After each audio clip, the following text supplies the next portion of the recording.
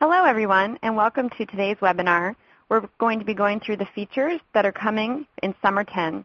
And the beginning section will be going through our platform features, and then after the first hour, we'll have our app features. Today, you have myself, Sarah Franklin. I'm product marketing for Force.com, and we're also very excited to have Dave Carroll. He's our Director of Developer Evangelism, joining with us today. Before we get started, I'd like to review our safe harbor statement. Salesforce.com is a publicly traded company, and as such, we don't want you making any investment decisions based upon any forward-looking statements we talk about today.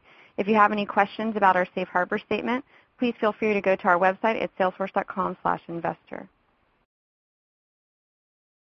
We also want to make all of this information easily accessible for you. So you can go to your one-stop shop for all the information around Summer 10. Go to developer.force.com/releases. There you'll find the replay of this webinar. You'll find demos and the release notes, documentation, release schedule, and there's also interactive discussions and highlights and videos and all of that information on this website. So make sure to access that. That should be live for you with all the information. And the agenda we have for you today, as I mentioned, this is the first half of our webinar, and we're going to be focused, Dave and I are going to be focused on the release preview features for the platform. We divide these into 5 buckets where we talk about some Apex code enhancements, user interface, some updates to sites, which are really exciting, and the new IDE and some packaging updates. And then I'll be going into some of the new information about Chatter coming in Summer 10. As I mentioned, we have the interactive Q&A at the end of the session, so please feel free to input your questions along the way, and we'll answer as many of those as we can at the end. And then, of course, stay online for Satasia and Scott going into the apps release preview. Before we get started, I want to remind everybody that it's very important for you to contribute your ideas for us to implement them into our product. You might be curious how we actually decide which features to implement. And it comes from you from our Ideas Exchange. Our product managers diligently monitor the Idea Exchange, and our user community, by your votes, by voting up ideas that are popular, and by contributing your ideas, we're able to implement things that are popular and contribute to making the service easier for you to use and really solving a lot of your business problems that you might have. So if you have any ideas or want to check out what other people are thinking, go to ideas.salesforce.com. With that, Dave, got an excited audience on the line. Can you start us off with what's new with Apex? Thanks a lot, Sarah. Well, so there's actually quite a bit in this release with regards to the platform. And what I'm going to do this morning or this afternoon, depending on your time zone, is to try to pick the highlights. Now, depending on what you prefer, I may miss your highlights. And so I highly recommend that you go to the release document that we've published online at developer.force.com/releases, and you can see all the nitty-gritty details about a lot of these features. So I have a lot to cover, so I'm going to go ahead and get started with Apex code updates. The first thing that I want to highlight is our new system log. In Spring 10, we released a revamped system log, which was, as most of you, I think, understood, was kind of an interim step on the way to something bigger and better. And I'm going to be demonstrating that system log for you in just a few minutes, and so I'll talk more about that then. We've also provided encryption enhancement. And what this means is you can now, using the encryption and crypto library, arbitrarily encrypt and decrypt values that you're using on the platform from Apex code. And we also provide a managed key so that you don't have to worry about that encryption key being able to store it. We will manage that part for you. So a lot of new features around encryption. Sets, as you may or may not know, prior to Summer 10, could only contain primitive data types. These are integers or booleans or strings. And so what we've done for Summer 10 is to enable object support for sets, which now allows you to create sets of S objects. So this will be very useful in running your Apex code. We've also modified, some may say fixed the clone method. Previously, the clone method didn't actually took the created by from the original record and stored it in the new record and did the same thing for the created date. So the clone method now, in addition to copying the record, sets the created by to the running user, so it has the context of the currently logged in user, and also sets the current date for the created date field. So this makes clone method a little bit more usable for you. We've also got a theme going in this release of increasing certain limits, and we've to start off with this theme, we've got the batch apex execute limit was completely removed. So previously, prior to Summer 10, you could have up to 250,000 execution units in a batch apex job, and we've removed that limit entirely. Also, we've increased the heap size limits. So in the context of Apex code running in a trigger, we've doubled that from 150,000 to 300,000, and this is measured in bytes, by the way. Any other Apex context aside from trigger or test method, and this would be a visual force controller or execute anonymous or say a custom web service that you've built, has doubled from 1.5 million bytes to 3 million bytes. And then the test method context, Apex code running in the context of a test method, has doubled from 750K to 1.5 million. So these are hopefully an encouraging direction that will continue from release to release as we try to give you more elbow room within the platform to exercise your business processes. And then finally, the Apex Job Monitor. Again, this is related to batch Apex. We've added a new status detail column so that in the Job Monitor you can see additional information about a particular job that may be running or may have been canceled, information there that's very useful to you. So what I'd like to do now is go ahead and demo the new system log. By the way, I want to be very clear, the system log is a pilot feature. This means that it's a public pilot, so what you need to do to enable this in your development is go ahead and contact Salesforce.com support, and they will enable it for you. Let me just flip over to my pre-release edition of Salesforce. There we go. And so this is just a standard developer edition, and I'm going to go ahead and click on the system log. And you'll notice that it looks quite a bit different from the old system log. And I like to kind of think of this as a console. One thing I need to do before I demonstrate this for you is just double check my code that I'm going to run. I created a very simple Apex class called log demo. Let's go ahead and just look at that real briefly so that you can understand what's being logged.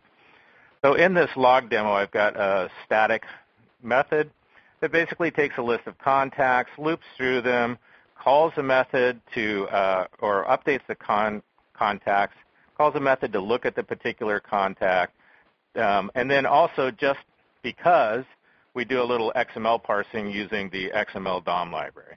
So that's what our class is going to do, and I can now run this in the log simply by typing in the name of the class and the name of the static method. So in this case, I'm going to enter my Apex code as log demo.tester. I think I'll add parameter in there, and now I can execute that. So once I execute that, you'll notice that this log console comes to life. And what we're doing is we're trying to provide you the ability to get forensic information about the code that was run.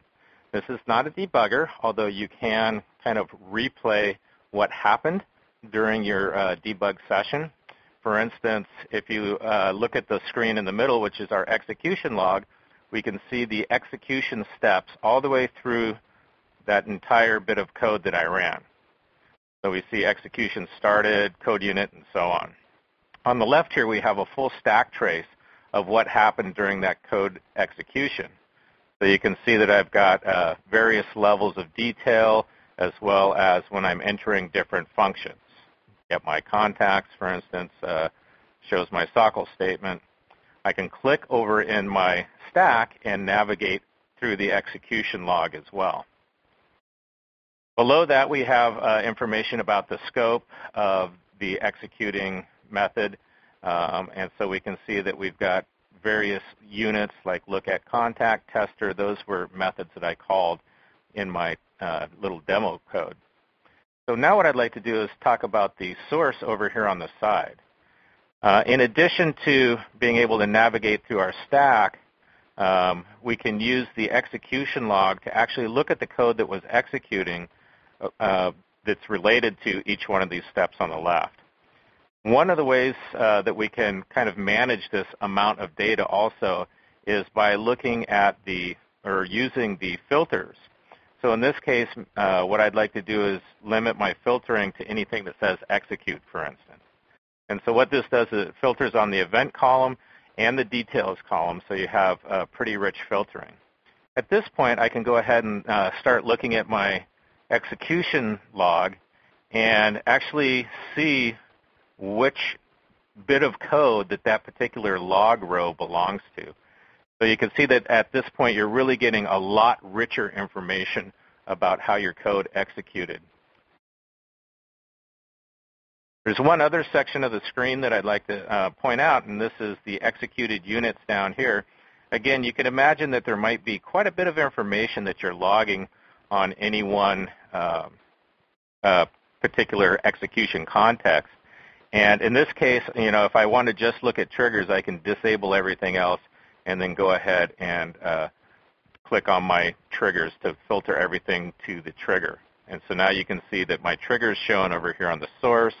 The actual source code of the trigger is illustrated for me, and I can actually walk through that and see how that trigger executed. Finally, everything that you do, all the logs that you accumulate are shown up here. So this is not capable of showing simply only one log, but multiple logs.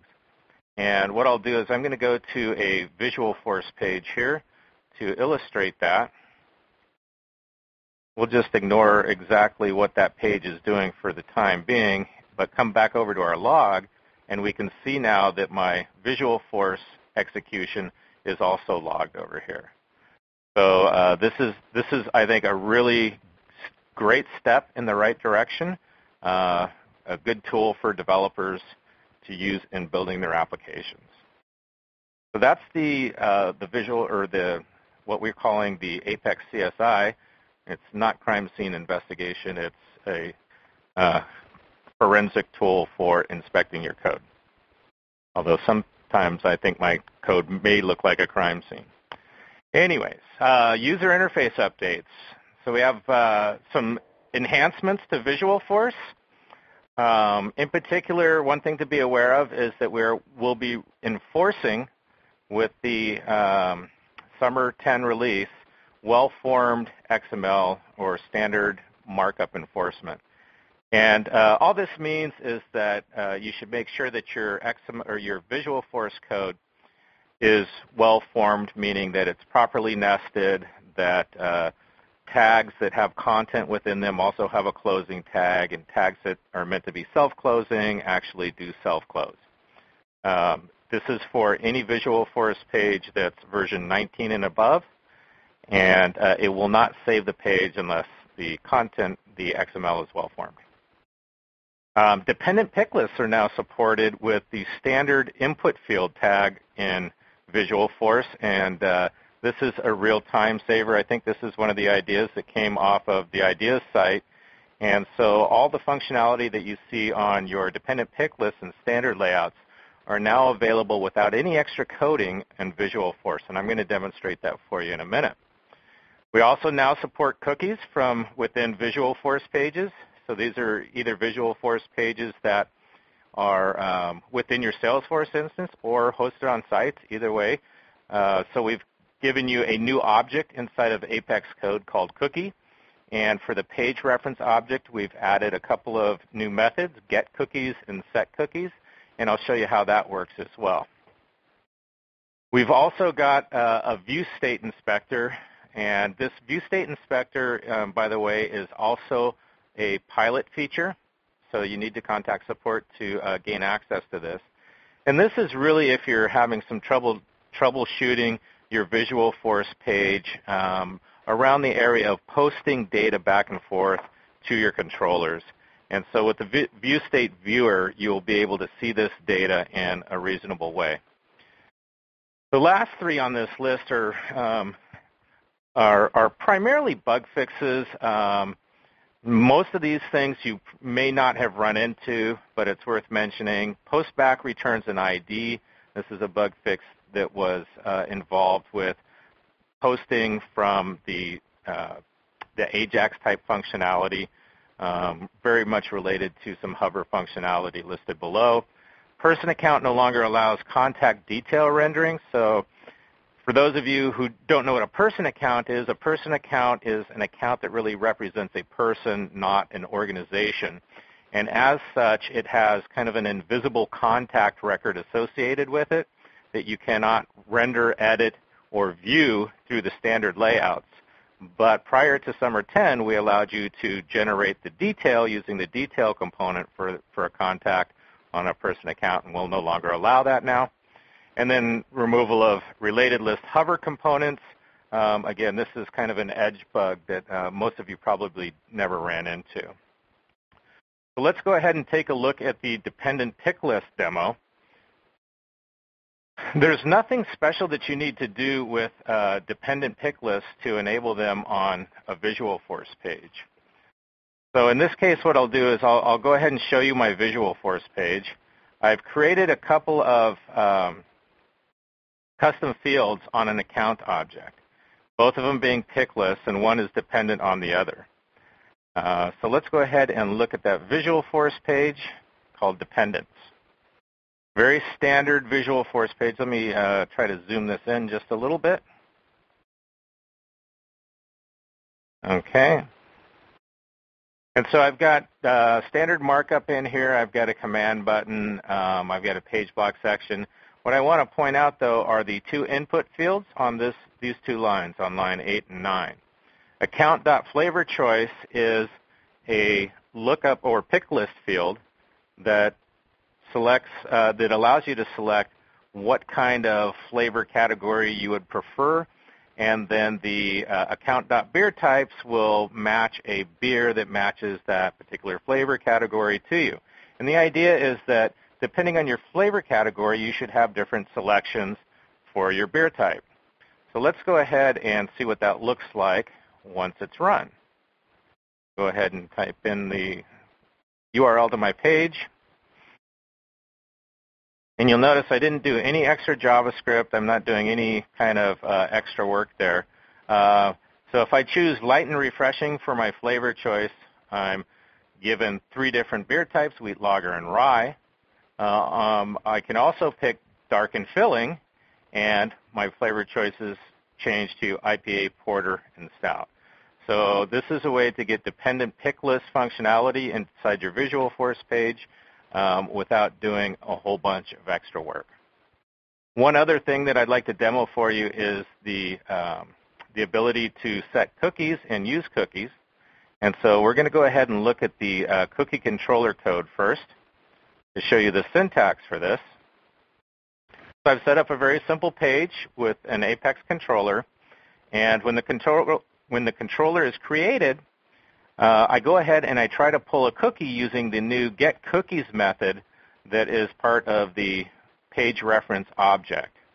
And once I've got that cookie, I try to get the value counter from that and store it in my cookie. And the way this particular piece of code works is that if the cookie doesn't exist, this might be the first time this page is loaded in the person's browser, then I'll create a new cookie, giving it a label and a value and a couple of other fields related to cookie lifetime. If it does exist, I'll go ahead and pull the value of it by accessing the key value pairs or the value of the counter cookie that I've retrieved up above. Once I've got that, I'll go ahead and increment that. So the functionality of this cookie really is to keep a count of how many times the page has been loaded. Once I've got that new cookie, I'll go ahead and set it back. And then I have a getter property here that just goes and pulls the cookie and returns me the value of the counter. So let's go ahead and see how that works. We saw a little bit of a preview of it on the previous log demo.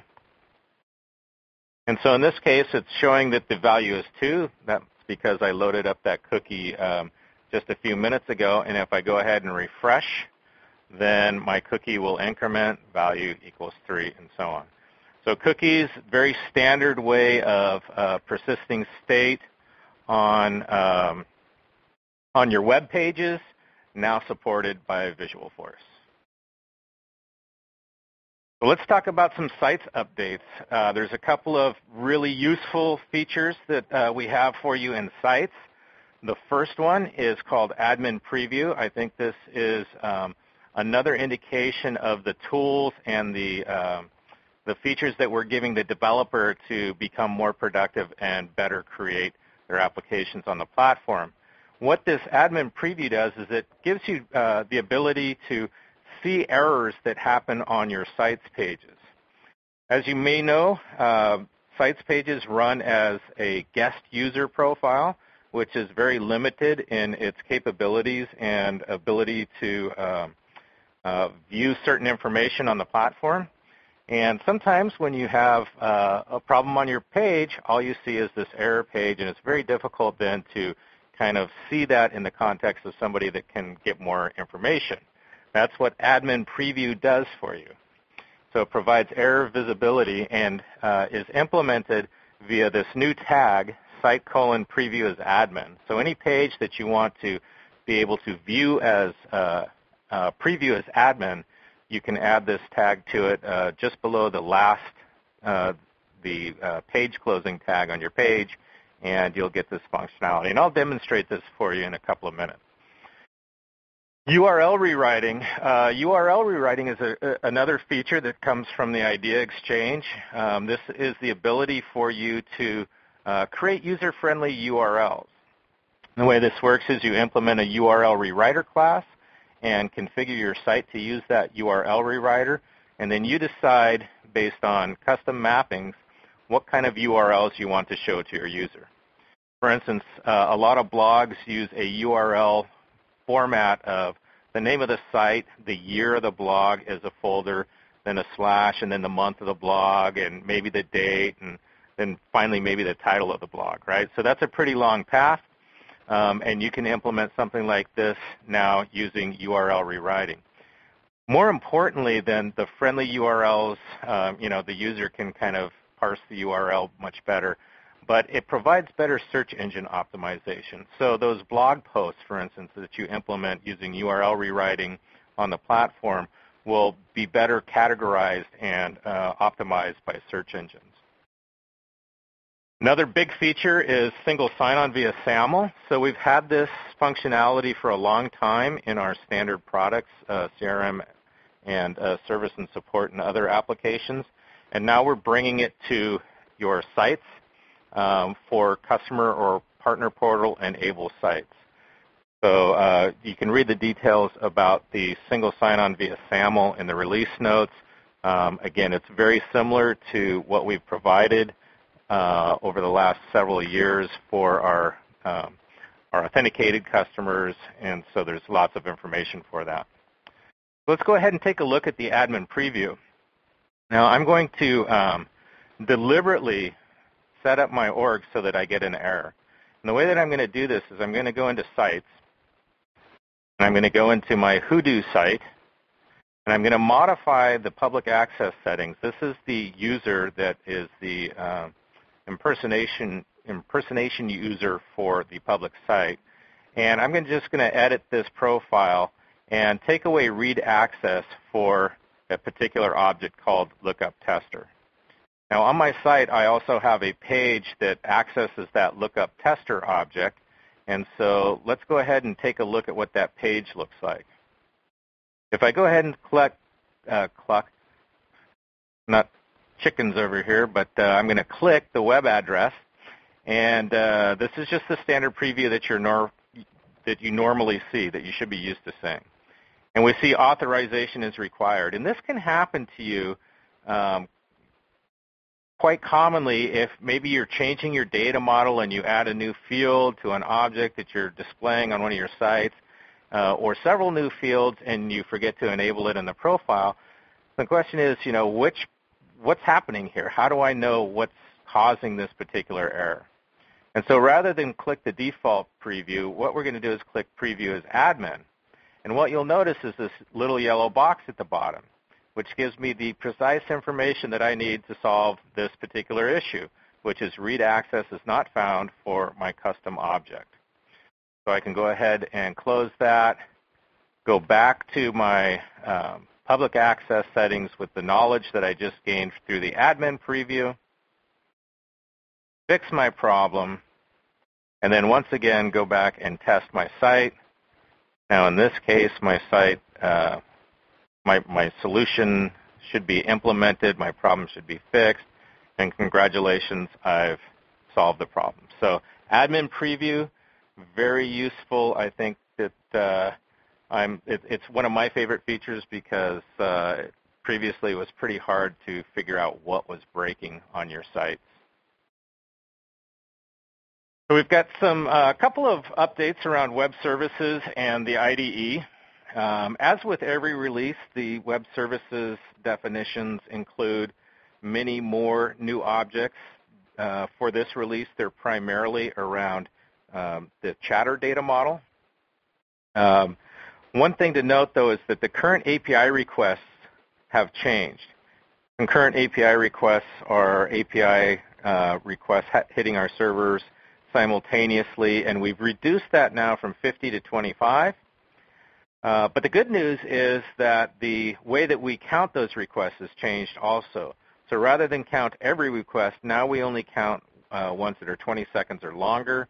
So you can have many, many concurrent requests, but if they're 20 seconds longer, we limit it to 25. The IDE is being updated to the version 19 endpoint. It also includes metadata for remote sites. And this is really important for those of you who are packaging solutions that use callouts.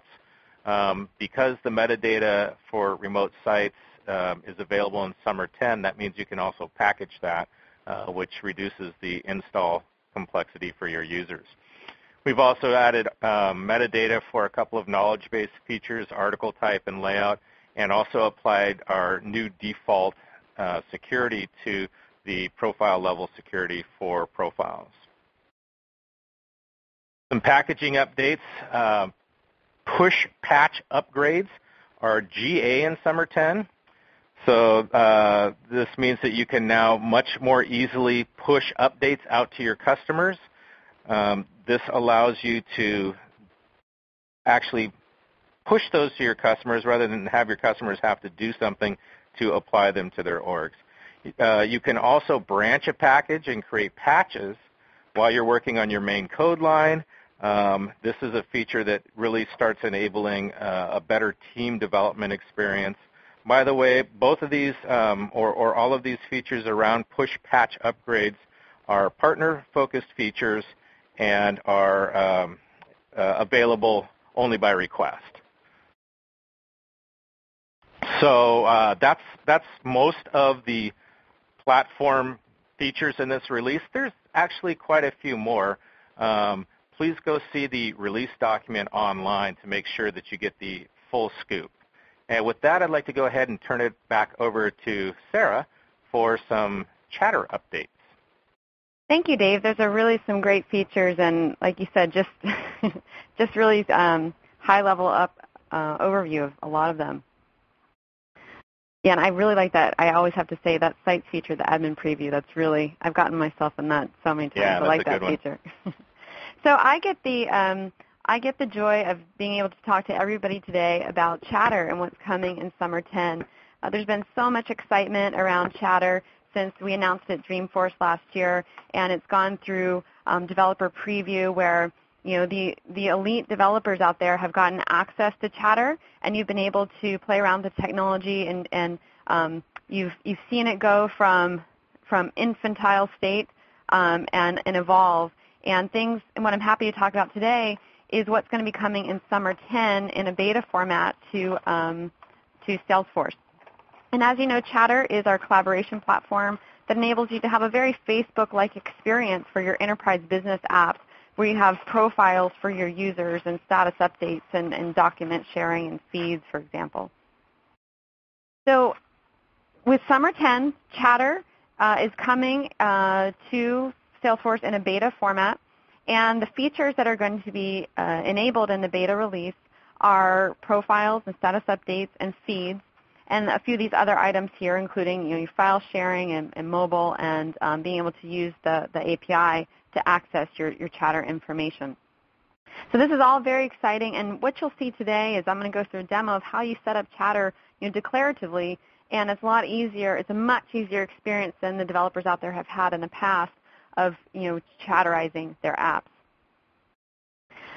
The other really exciting information about Chatter is that it's also available in content and in knowledge. So now files that are posted in content, they can show up in your Chatter feed, and your Chatter files are also searchable in content. So you'll be able to see your files that are posted and also your Chatter files. As I mentioned, this is also for Salesforce Knowledge. So when you have articles, you can have users that are kept up to date. If articles, if there's an update on the articles, that can go in your feed if you're following the article. And again, it's also searchable. The other great information about Chatter is that this is available on mobile. So if you have an iPhone or a BlackBerry and you want to stay up to date on the latest Chatter, all you need to do is add your news feed to your mobile configuration, and I'll show you how to do that today. So with just a few clicks, your users not only have Chatter, but they can also have it with them anywhere they go, including on their mobile phones. So with that being said, I want to go through and show you a quick demo of how you set up Chatter. All right, so now I'm logged into Salesforce as me, and what I'm looking at is a little project management app that I've created to manage projects in my team. And this, to all of the developers out there that are creating applications, it's been very hard to chatterize your apps in the past, and now I want to show you how you can do this with just a few clicks. So you see here just a simple project with some tasks, and everybody knows project management is one of the key one of the key use cases where you need to collaborate with your peers. So let me go into our setup area, and you'll see now under the app setup menu, you see Chatter appears as a new item. And let me click on settings. And all you need to do is click to edit and enable Chatter. Now the next thing you need to do is to determine which objects in the platform you want to have Chatter working for. And you do that by configuring your feeds. I should mention that Chatter is enabled for pretty much all of the standard objects in Salesforce, and then any custom object by default will be able to support Chatter. So you see here by default I have accounts, opportunities, which are enabled for feed tracking. Let me click on my project, and let me click to enable feed tracking there. I have 3 fields on this, my owner, project name, and also status. So I'll go ahead and track all of those fields and go ahead and save. Now let me return to my project.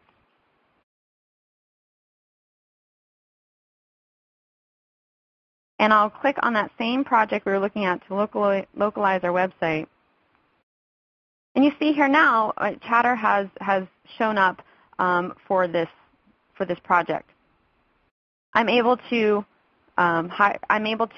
write something to comment on this project directly. You see that my profile is here with people can have a quick link to find out information about me and what I'm doing and why I would be managing this project.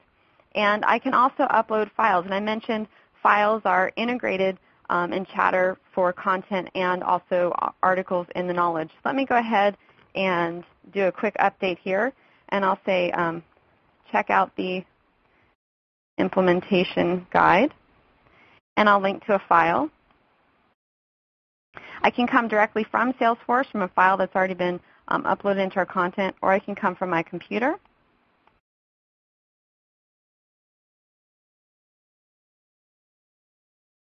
You browse to my project guide. I've got a PDF. I'll say everything you need to know about localization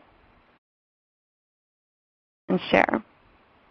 And so now you see in my chatter feed, or the chatter feed for this project, you see a nice little PDF. And after this, this file processes, it'll actually be an image that shows a preview of this file.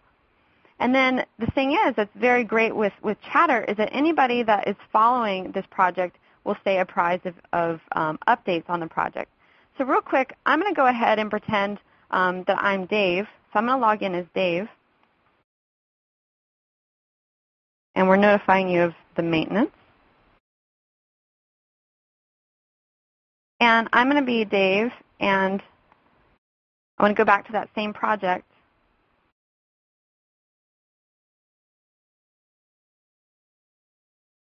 And Dave can actually now with one click, he can click to follow that project. And now you see that I'm giving information and updates on that project, and Dave is following. Now let me go ahead and log back in as me. And I'm going to update this project from green to red and click Save. And you see the feed is again updated. And as I return to Dave's feed, now on Chatter, you should have seen that project go from green to red. Let me go to mine. You see on mine, it goes ahead and updates that in my setup. So without doing any coding at all, I'm able to have Chatter on a custom object and a custom app that I've created. And again, this would work the same for opportunities or accounts or anything that you have the feeds being tracked in Salesforce. The other piece I want to show you how to set up very easily is how you do this for mobile.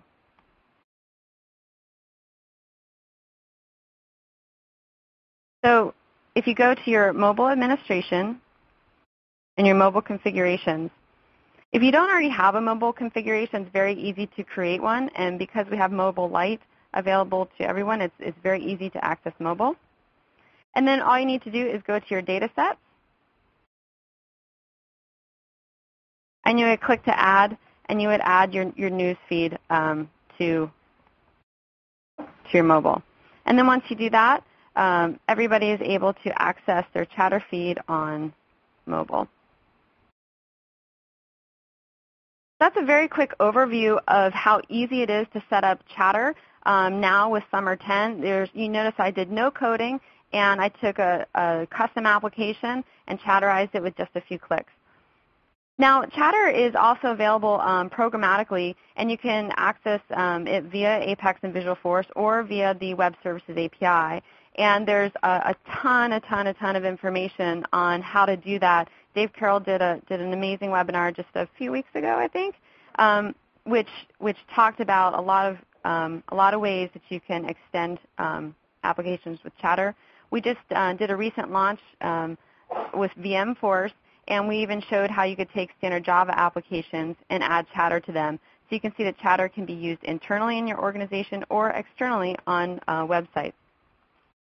I've got a plug here, some great resources for Chatter. The Chatter Dev Zone is something that everybody needs to get into. This is where you can really log in and find installed demos, apps, and you can really communicate with everybody that's in the developer community about Chatter. Aside from the Chatter Dev Zone, you can just go to developerforce.force.com/chatter, and there you'll find all the replays of Dave's webinar, code snippets, good recipes, and the API guide. And there's a lot of apps that are already been created in our Chatter labs, and this is available on the Chatter Exchange. There's even a download that has, I think 9 little applications all in one. And this is another great place to get code references and snippets where you can use in your own applications. And then upcoming events, we've got right after this, we've got Satesha and Scott on deck, and they're going to be talking about new features in our apps. And then there's also a webinar series next week, May 12th, which talks about how to, it's part of the Chatter series, and it's number 3, and it's how to add, I think, collaboration using Chatter into your apps. So make sure to tune into that. And with that, we've been monitoring the lines, and we have lots of questions that have been coming in. So we want to go ahead and start answering some of them now. Let's see here. What have we got? Dave, what do you think is the first questions we want to start going through? Sure. Let's take the hard ones first. Will this recording be made available? Yes, it will. Just keep your eye on developer.force.com, and you should see it probably tomorrow. If not, then the next day. Yeah, and on that, Dave, I want to plug, Kavinder is definitely making sure we do this. Use Summer 10 when you're on the discussion board, so when the replay will be there. Summer 10, the tag, yeah. Use the Summer 10 tag on the discussion board. Use Summer 10 tag, and if you're looking for us on Twitter or something like that, go ahead and use hash Summer 10, and we'll use that as a search term to find your questions as well. So there's another question here about, are there any changes to governor limits, especially surrounding message payload and SOCO limits?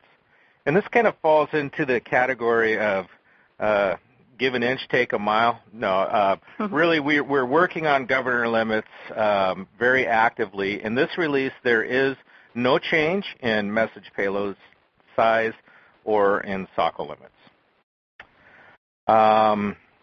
Another question is with regards to the log viewer. Is there any restriction on the number of logs that can be displayed in the top frame? And as you recall, the top frame is kind of where each log entry is recorded, and then the contents are below that.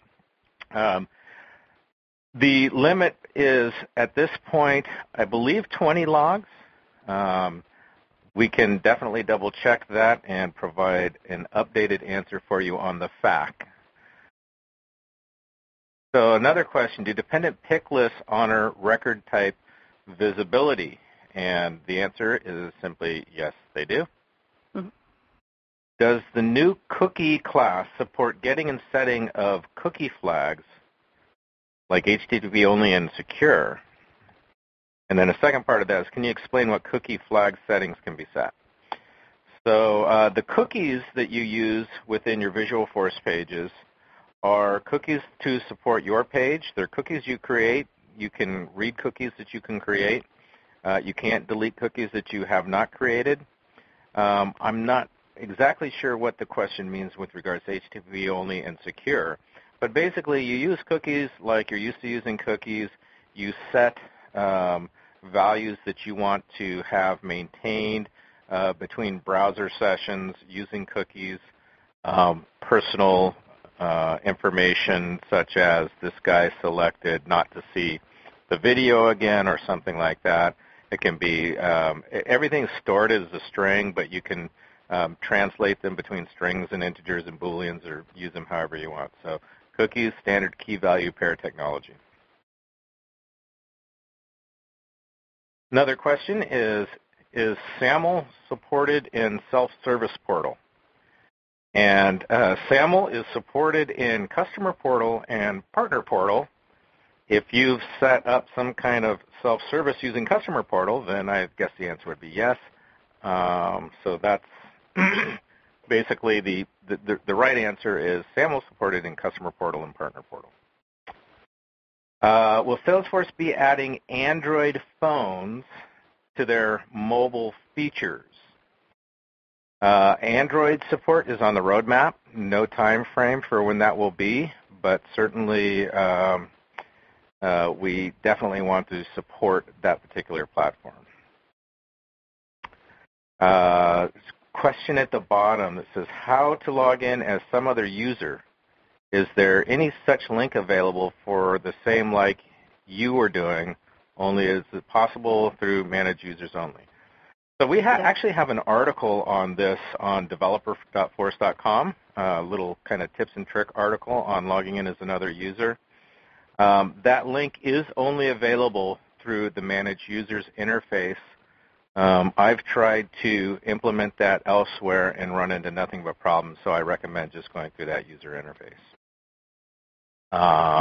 Yeah, and this one, and then there's another one here, Dave, about loading files from Google Docs into Chatter. That's actually talked about in the release notes as well. So it's something that's that will be coming, and that's talked about in detail in the release notes. Sure. I mean, at the end of the day, a Google Doc is a link, isn't it? Yeah, exactly. Right. So Chatter does support links as well as actual documents.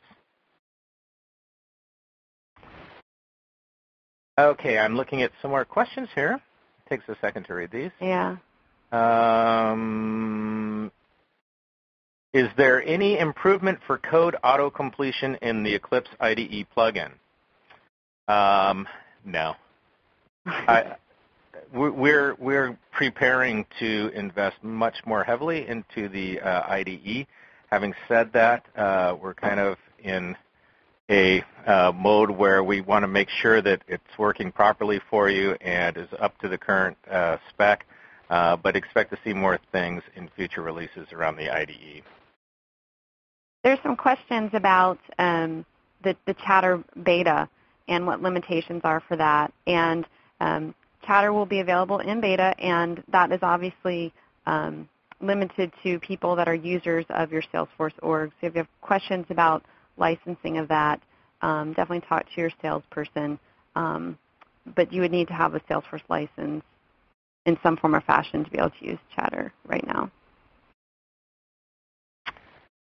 So finally, there's a question about changing limits on formulas. I'm not sure exactly what limits you may be referring to, but there is no limit changes in formulas in the current release. And I think that what we'd like to do is go ahead and say thank you for joining the first part of this webinar. Any of the questions that we didn't get to, we have recorded as long as you've entered them through the GoToMeeting interface. And we will spend time answering those questions and then publishing the answers to those on developer.force.com afterwards. Stay tuned for the second part of the webinar, which is going to go over all the sales and service and support new features coming in summer 10. And with that, I'd just like to say thanks and see you guys in the next release.